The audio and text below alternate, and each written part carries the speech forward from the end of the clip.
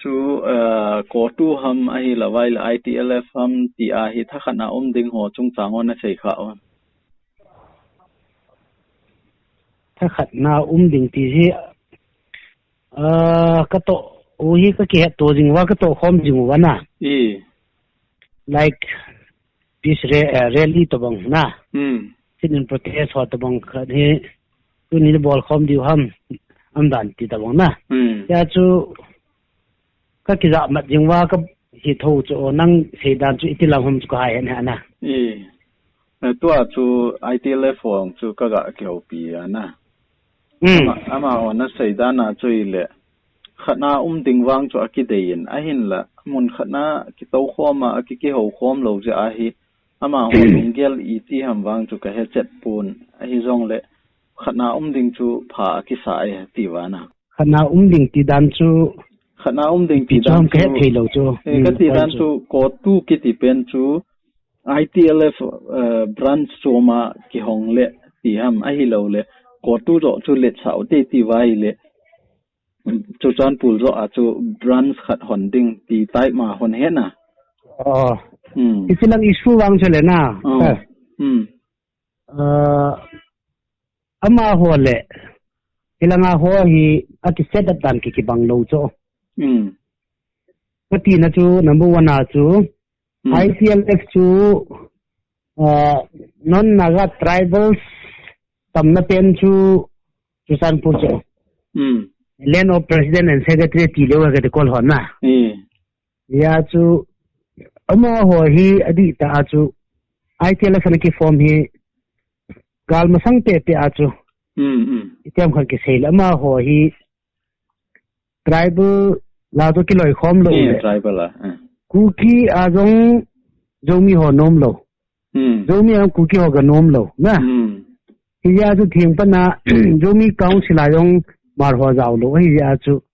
ama ho lang ke context a chu vet no le ITLF chu di pen sa wa cha ki loi khom theu chu khat na chu na hiya chu gal ma sang te pa na chu na ki an ki loi wa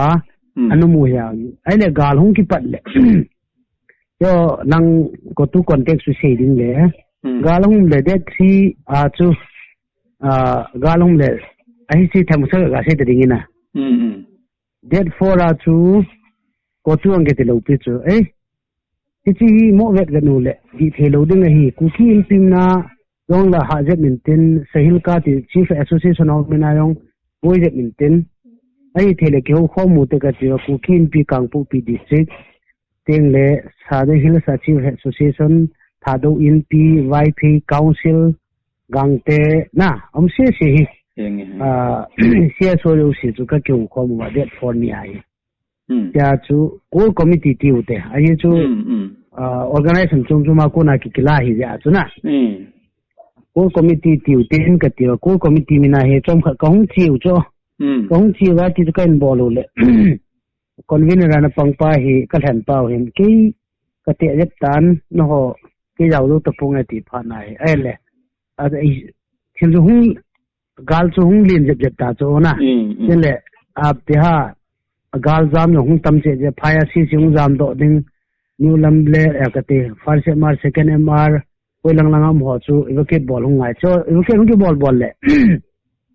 that is at tam 7 ha in ha ti tam hana hi cái whole committee chu Halloween nên hi sulian tau te kan ti kinwa na kan sulin wai le ko tu ang chu humo pin do tabang chu ai le ai chin chan ge chu ko committee ka hi we chu expand ka bol wang ma chu ai le ekemi sara hi UPK no interlocutor pa hi khan hi hingbunga hunggo chu hung pa na hi ka ki mu to PDU in ko ji wa chu ai le ko committee ti minang chu ki mu pi thei lo ai ya chu amin ding chu committee on tribal unity ti te ai chu ti ki sa lo na hi khatna chu at some te solidarity march ki bol hi a chu na hung ping do ga la hi khatna ya chu Susanpur tribal yaw sa win teng le na go hong chu ong jaw thele jun tribal te lew hen na ti chun in ho thei di he tia chu kain bol chu a ki pat dan chu sim kan se he na heng ti chu hi a ti a chu gal ja chu ma ni ga hop thene din jun tribal tiute ti thu bo ya e holanga chu na lang khana kuki te ona ke holang ki boilo mai the chu kuki nin ki pan sa yong le lang chu boilo mai the ya ai wa nga chu bona accept bol de chu na ga ho chu sam khana chu ani ki loi khom te ni ya chu pan la khom the na umam ti da na chu peace na ana ki koi pi da na chu ki bol thu ya tu a chu ai le hitilang poi na chu ki chi le ko tu chu umta ya chu ITLF te chun kyo ITLF ka you know ITLF hi vil ati na diu lang khana chu ga seiding a chu ama ho chu le mi gal ma sanga a context ana ki form hi chu sa na ti dan chu context ji a chu ni ki simu ya a problem solve na di ana ki sim pa chu e ho chu le to gal ke chele ko tu ki tai di ta chu lang ai na gal hi yam ti khana thi ma pi sam tai declare ki bol ni le chun ko tu chu be di ta chu abe pha le ki ong chu ga seiding a tu a chu kangpu pi di sing a kukin pia chu secretary ki hi chu na amda deputy sona chi ta bang ki chu ya chu ti ta ma chu chief association ang kila phado in piang kila keso ang kila so si ama pu sa le lu di ta chu sa na ai in wang ki ITLF te chu gal ki cha yong ITLF hing di chu ma ki chu hin din ikba lo nau them ta khat chu ki ya chu ama ho yong chu langa chun ITLF mana gal lai chun gal chu chimina cha do hi ta na mo no na do ta min ke e ho no lang in aku tu min do ta te na ki chu ya chu lai ka chu ko tu ne mo hong man nang khat ke na e ho ITLF ne ki gun han na khat ke ti chu apya gam chum le ben ki to ke hona chu na lai the jap do ya e ba nga chu ai ni su tu in hiti bolu te tu ni khole protest bowling hin rally chedin adu da ki tyo si chu ki zamana na ki tong ki chi home form na chu ai le thil khat ga do be lang sa pa to a chu na sei ma banga chu ko chu gal boy ji ahong ki form do hin gal a ki chaya hi le ki chai yang ding hen na ti to na hoti thau wa hi le hilanga ong chu ITLF khat I hon wa gal hung ki chai zo ting jong le development EPPM hung ki machal na lai di so na le to a chu gamtum administration chu atum be a in pe jong leo ki mo thip nai lo di so na le nangin photo thip ding ai tai na ti wanga chu development hung na lai di so ti chu igamo iti I khanto sa deu ham I tabang panela wa na thi amang ho iti bol deu ham ti ho jong chu ki hol ha na hung ding hoi ta normal si hoi ta hung to ka chu I boy pi jing na lai deu chu na le ina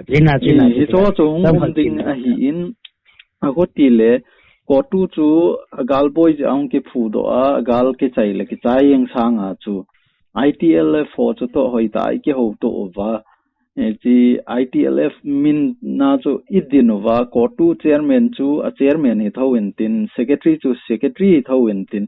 ni ta chu I mo wa iti lungel hi chi chung changa chu I tabang lungel na ne ya ta chu ka da de lo na ka sei ma banga chu ti ha ama ho lang ki vai hom dan pa chu ta chu ITLF chun tribe yo si chu cover na wa ki bolu chi ta wa chu ho lu chu na ai la yo lang chu pau se lo le kang pu pi lang chu yam tin enge solution jin mu ta we solution in mu jo phat nu le te to na bang khana chu ni sei banga chu chom khat chu ki vai hom tu ka la chun na ve ta na tu ni tan te chu tan te amdan chu ti ki vai hom liu tai ti chu khat we settle hi phat na sir khat we settle hi phat le a ko tu chu darkar ta lo de chu darkar ta lo ding ka ti chu kuki in pim ta na amuna kuki in pi chun an vai hom the di ta chu yeng le ke so yong chu mi organization chu sa ya ka te yeng le thadu in pi ma thadu tra ki boi pin tin gang te tra ni ki boi pi te ta sir ya chu ke chun ai pi le chu ka da de lo ai la a motive chu ITLF ki form do motive le ko tu motive chu ki bang do hi ya chuna ke chun amin chu ni ma popoi amin chu ni ma popon ikiloi khom na a hi ito pa chu ki thule to a chu khat an bolu khat mu chona ra khat di ba to a hi kangpu pi di singa di ko tu ta cho sima ain ting no pal le chan di langa hi imam lo cho na ama ho khutya ki vai pukin nam Kuki Chief Association KCA tivai chinu ya khu tingno palle chandil uma mod agate more ho hi kille STC Hilltown ativai Hilltown more tivna ichi committee mina umkino cho hiya chu amuna muna chu amin chu iminu chu lo khomi min chu chumje ki sa jong le na ito pawi khana ki chi ya chu ichi ho lo si chu umbrella khana min khana ki loi khom thene di diwa chom hon as delhi in ko wa kyong ka ga chiwa kor sam ti khanin sim do cho nun za khai ga za an simu hi an sim saw khada hi ki ja chu ki ho khom no lo amon dei ta wa ta chu mi yong chu kon sal bol lo wa hi dei ta jo bolu le ai le core committee on separate administration movement ti sa ya na ale meeting a chu emile ho long chung noi ho yang za wa ka ke ho le ti amin hi core committee chu lien be selin coordination committee ti ute na ti loi alo le unau committee am ka ti ute ti loi te chu so le zai na chu ar sa nga chun chi ti ponte ati pha na chu ale ko sama da jon kwai tau chu core committee da ai chen bolu le ai iti ham lam kai te ni chu iti hon ha chi kinu le emle hon jong hindi be se kit talo thinu hindi kit talo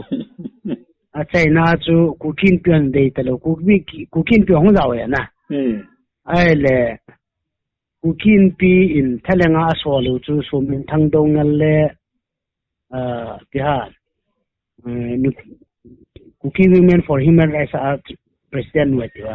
amani jole la do kinu ta cho a president pule member haju la do le ITL fin withdraw ball kille kyong chu in do wa hai na sang wa chu no motive ko le kiloi khom no the ki thu khom the ka hin yo wang lao da ta no kiloi ta kana ti kille na a kor sam nong chum the lo ta bang khan am do a cho ya chu kin cái đấy chú nhiều xe chỉ là thể hiện cái gì rồi đi à thì chỉ tập bằng khát mà chú na ông lục quá chú cái gì chú ITLF iti suppose to chú ITLF cái gì ta về cái gì na ITLF kampu pi cái gì điều ale ITLF more tai ITLF tie chali ta chú ale thì chỉ là chú apex body umbrella khát chú nomenclature khát chú ngay kia chú hichi to bang kha chungai tho chu hi chu kyo no ITL kai tai ka te chu te ha chu san puten we ko mom thei de lo chu hi chu district kiwai hom no chumle ge hin tel ka te ama holang issue le elang issue ki bang lo chu example la chu ama ho sun ha phina ki phinu yong le ne le cha chu mizoram ma ko na ki la thei chu elanga kangpu pilang te chu ha phina ki phina chom khat dikhanam ni ham jong na go to ki boya changyam ka ki pha ki tawle ring cho lam kai ho na ki su ji tu yong hi yan hi isu kharan pu do kin wa ai cho yong hi ta hi meli langa imalanga meli ki do inuna na go lung ki ho le cho sa ti ta cho hi na ya chu context ki bang the ro hin tin ti chu ya to a chu ka dei wang chu nang jong hin gelin nang no lam kai alung gel the ching hon hin gel win nang ITLF to ko tu to chuchan ka te KCA ke te holo SDC ho to chun hi cho so si chu spearhead hin ball thading chen langa government to ho jong chu dialogue ho anum tel pressure pe thading jong chu group kha chu apex body kha chu si mu te le ko samati to banga chu amin EP hidam na ji collective khar ki sim the jole chilang chu ka dei jo ki na ke hin na năng gel chun ki bang lo mai thi na ti lang cái gel cho nó xảy ra chú cái hiện thiểm chú họ xong đàn họ chú khối tình nhân nhỉ na anh đàn chú muốn khát na cái thấy đi lâu đi tì nai chú đi thì ai là chun tụm bé chôm khát cái phụ kiện na apex body tại mà kit định na tì na ai chú cái gel đó na chơi là chun amin chú cả cái bằng po hắn lăng thu cái chọn dòng là na tì cái tí đàn chú càng bộ pi lăng năng hồ chú bồi na tuan nan say mà bằng chú lăng khát na giết lăng tăng khol hồ na cái hồ vậy lăng mấy lì hồ cái cả là cái dép khát tập ngay giờ chú bồi chú thâu na bồi chú cái càng bộ pi lăng chú ông bồi tạ ai lệ chú chọn bùi hồ nông xếp thầy lâu mồi lăng hồ nông xếp thầy lâu khát lampi cho na le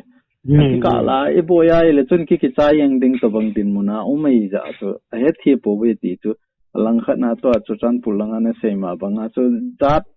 chom ki gom khom cho ma hi han lu sei hi han pai te hi han tha do hi han vai phe hi han gang te sim te abona ki loi khoma cha ma longgel ki bang kit lo cho na le ama ho chun abona chu ITLF chu a phai ai bồi sung cho support phot no hitin itiam khana administration ki mu tiang le ki loi khom na ding tang ni dei jong le ki bol naw ti ya chu heta chu kil thlem lungdam wa pang kho mo ya na to nang saidan chai le chun ama ho boi na to ei boi na ki bang lo hi na ti cho na le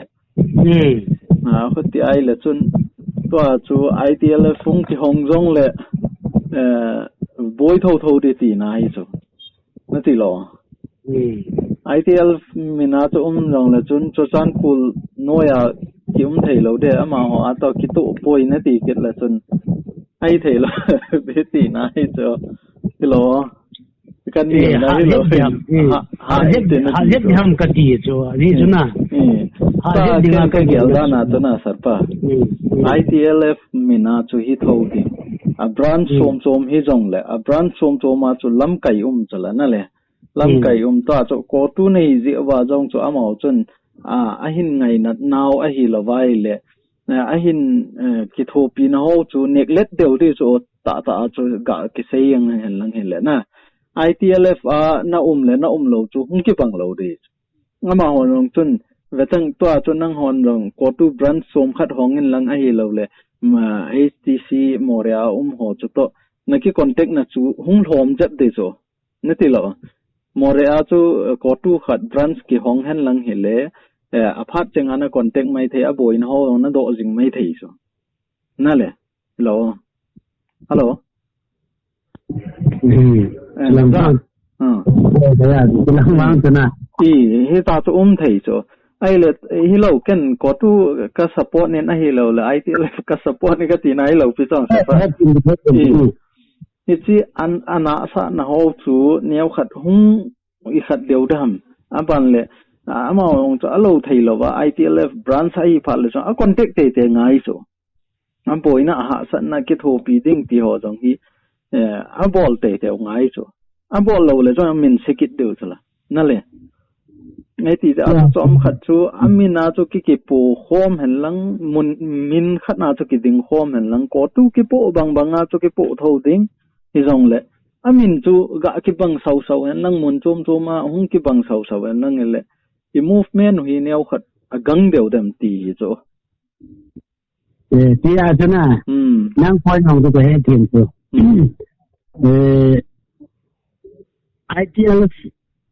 ITLF chu lang khan ai se ale thupita ana thupita ya thupi lo lang lo ta se la le abi ta to ama ho lang atitu mo ji wa chu ni chu ai chu ka sei chu sarpa to na nang se banga chu hilang ho chun na cookie chu ki accept so ke mai bangai langa hu cookie support lo chu ai le cho ke ko form thei na ding a chu driver mo ti yang ya na driver ya chu ki kan khom ya to ken ka sei chu ai le ama ho hi ta to ki kan khom the vai le hon rong accept mo hi tin hi chiwa chu ga ki kan khomoi ten separate administration hin mu tiangole hi sitting chule e hon chong adang hi chiwa wang hi ki loi khom zo pun ti ne ke ho ai chi to bang hi in ti a hi adang ipo do kit theu hello ham ti tui cho ke idea chun he na cái ai lên na ai nang idea chu chi sa ta te na tu kan ai le tu chu ko tu chu ki su be yin ITLF ki chi tai ITLF chun ITLF aki tu ten chu le ITLF chu san pu chu ama ho another organization hi tai mo no is kom diu ta chu na de ta ni na tu tan te ho poi ai yin ama ho nu ya chu kom pha nu le ama ho direction nu ya chu kom diu ta chu ai le direction chat chu hi ha a che sa pa ka sei san chu ama ho nu ya chu ka lu te mu le ka ti chu amin chu chun koi tak na am brom dana chu ka mobile le do's and don'ts chu mo nei control diu to na autonomous ka de hi de lo pe chu lang khana na ai wa do's and don'ts chu ama ho nu ya chu ka chi diu hi ya ai wa chu context sometimes na the situation compels na ti khanung do cho ilang ading ai compel hita na unavoidable hidin ai wang lang khan ading chu im tai ke lo wai cho mo hin vet ding chu na hitem tu le ha problem ama ho ITLF a guideline na azui kim lo chu kaung hi bil cho itilang yong chu dit da ka sei na tu hi de ha na ya chu kin ka sei lo chu i na wa ama yo ITLF tu la tan pudis cover wa ITLF tu la hatta protest ta agitation anything abol la hat na ai ba na tilanga ko tu mina chu tu chen gya chu na hin ki tonga trin ki bola kala le kinin protest kai poi ki finan le government do na thu pi le na in ki bola ya chu iti ki bol pa hi tu chen gya ko de ni ki pitua na ma hon jong iti ka bol de hi no hin bol wo ge bol in te me ya chu ai wa nga chu tu je tu hi beta am alien je na tu ni tu le mo zo isu khat chu tin bol khom mu te ho ki ki khom mo to na ya tu ke chen te ka sa do na chu abu la chu na ki se ya hele tu na se pa tu se ka sa do na abu ka ti chu tyo yong chun hat pora therefore a ki pa na ju der 7 lang 8 lang ge chu ko committee ka ki motive cho na ai le chika la chu ite ham la saying at ITLF yung tu gala ding agi siemdo hilo masanga pananam jing sa na ahiya chu ale mo jong hidite dunga chu thinking a saying a chu contact yung chu kinina chu ane pena saying a thadu speaking group sang a chu KIC ho sang ayong chu ZSF atiu na Zomi student lang ho, Zomi council lang ho jo chu. Piham evacuation chung tang thong to ki ha loi jo chu na. Alam mo jo chun. Thadu speaking group sang bolong bol the jo ba chu ka vet le. Allah tu mo jo chun coordinate ki ya ta ni ki bol ya. Ya chu kitnai du bang chun ni ki se han lang na. At ta khat ta bang chu min nei lo tu taw te ko mi ki mo. Ina chun ana ki sa an lang dung jo ana Mundial South di ham tu anak yal bengai na. Tu orang ni kian ni sangat bang. Anak kita ni pada ya. Tu amin long untiam Muhammad naga ho to tiang kom na ho ini di tribal juga yang saya ute. Di mana ya tu na. Komite on tribal juga lagi yang sa kia. Ang kita ni kita rugi kan. Ang kita ni boleh tahu. Apa yang kita ni lo, apa yang kita ni lo tu na sa. Anak kita rugi kita lo nuhi ya tak ya tu. Tua ama ko tu ki semua yang aital ke di tai tiwang chu hat na sang a chu hat ni lo ai dan ti pa jang pa na ke ya chu na tu ma tu na pha ke tan ri tun SPC kita ke vai pu now be KCA tia tinu ke vai pu na to ko tu ITL tu itu ho si chu ki hong kom han lang ye yan na hong kom han lang amo amdan tu president secretary yung si ham ano ki chu committee khat na itu ho ti ho ini te long si ading achun committee khar ki chin hanang tisun ko committee ti the hi ho poi na or masanga course ma ti chi dam coordination hi dam unau ki tidam ho poi ti ho chen chu ki kyo khom na ti form hanlang ti chimin chu langa kangpu pin ko 2 min tong jong le na chen langa chu pressure group ai ti ho hi minu wa chu join mina chu na pressure group ma tu pat de ti chu le tu space adinga kagial ti chu kagial to ke ai wanga chi hin ball kit na ding chu sapa phat lut diso anang khana ta in tedap lang phat chu lang khana chu khom le tu lai fon khang hia ama bo ama sa ho hin mi kon tek lo ball hi wa fi lo to sa in tan ching ne ai jo la ga chi wa phe phat im le phap khat to ku pin pinang kai khat le ni to ke ho wa abol wa abana tusan pura khu mi thumun diam tebula to khom wa amna jo nang long so namin an kut taw so ma yong ni member ma yong sai kuna ma member na ba more lang ma member a het naw so ji wa cho si ju member de diu le ki ho tu na lo kon sao yong ki bol tu wa bol le na si le tu sa ki wang tu chu ni dong chi bol ding a le ipi ko am no ko ti am tang de li am tang ko lo ti jumi ti yo bol the hi te la dan tu na jumi ti yo ko bol wa more na ho za wa de me se ga ti ho lo si to chun ta ji ko ko mu wa ai le yo la chu ven wa e ma hi de li nga ama hin hiti akor committee atu president panghano gotia pangpa nangam tu secretary panghano itiwa thu ka tina sa ai hiti ju bol wa le ki bol ro mo lo de chu yong le no gal mun na jong am de poi ka ti chu tu yong tu du hi separate administration ni wa wa chu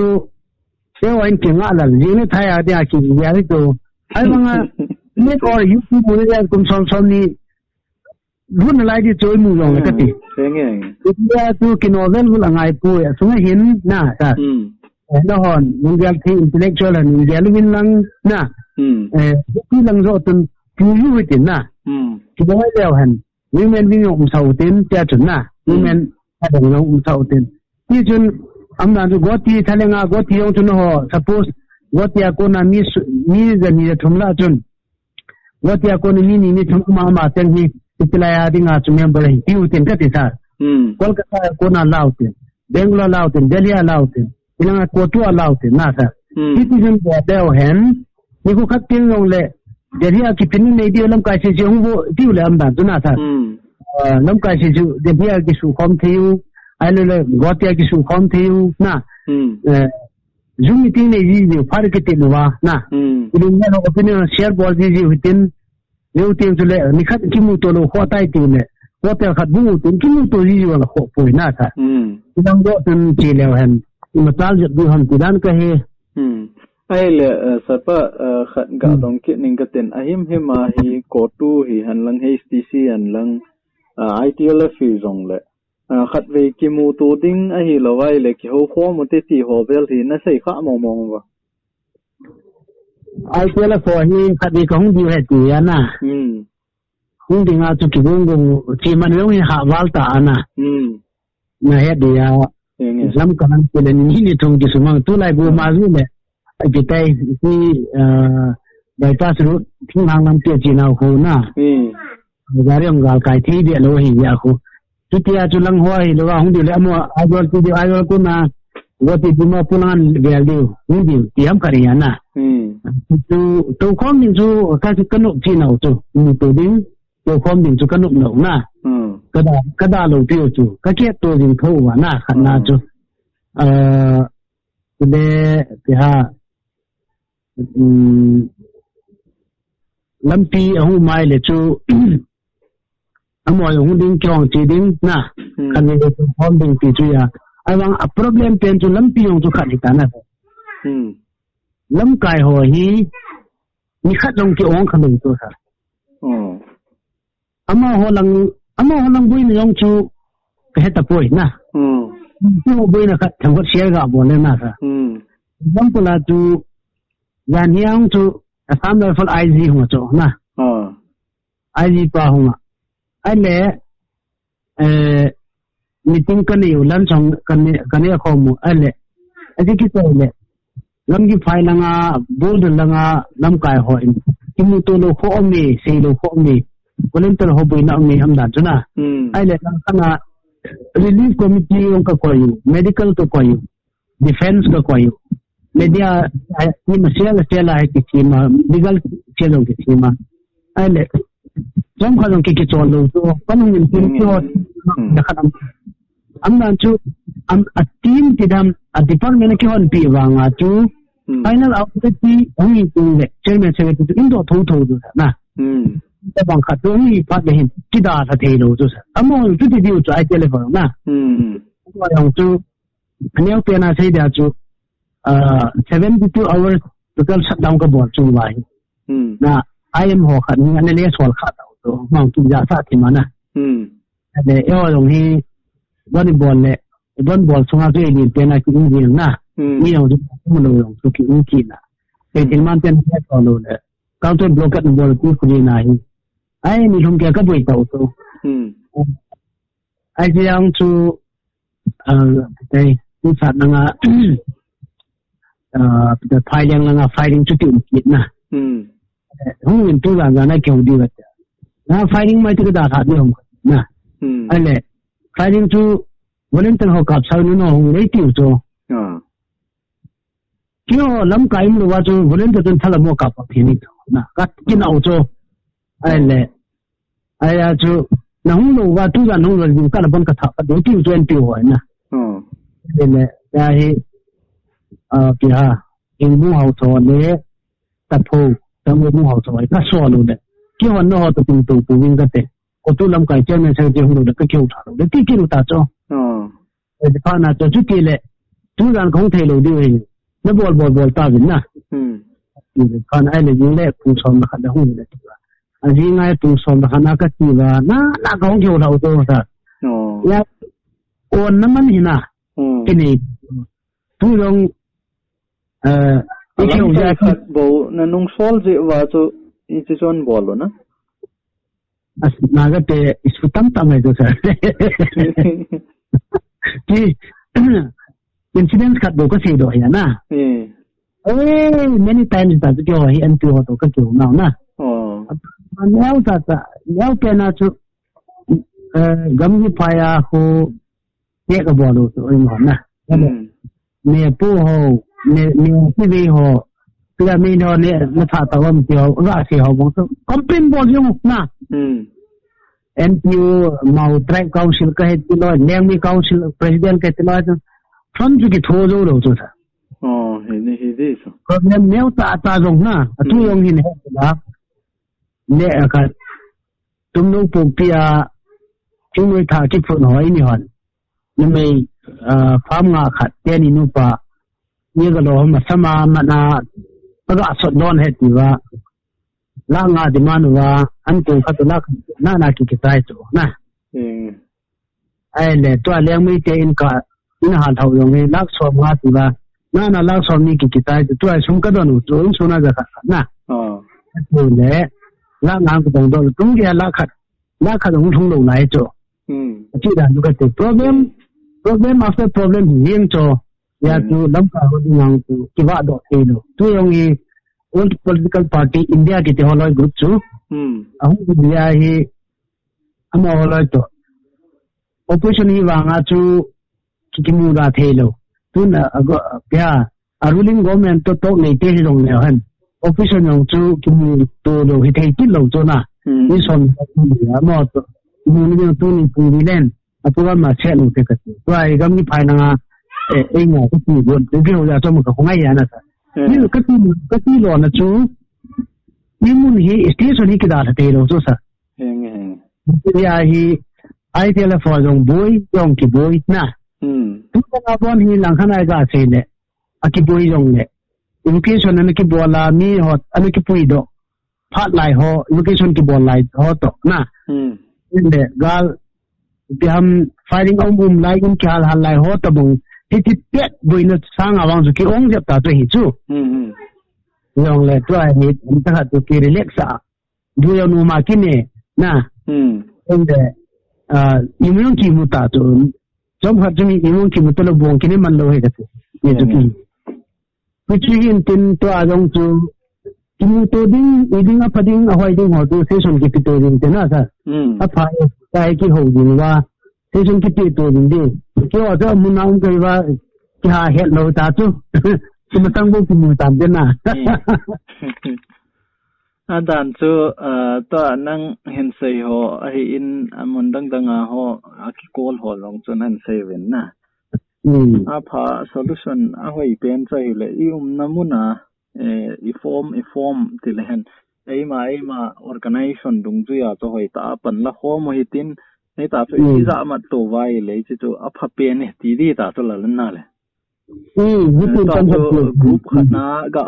khel lo wa jong chu ikiza to wa eima group chu hoi chai ma sot no wa i pan ho mo vai le chu a hoi pen ti chu hi to na in the wang cho ITLF pa cho ka phone ai la ma long tum governor pa hongin governor no hongin to ai ka ke moto got chat no hi in zo lang len phone in ti ki na ama long chu boi thau nau chu engi sa pa ki pa o me na boi no hon sai do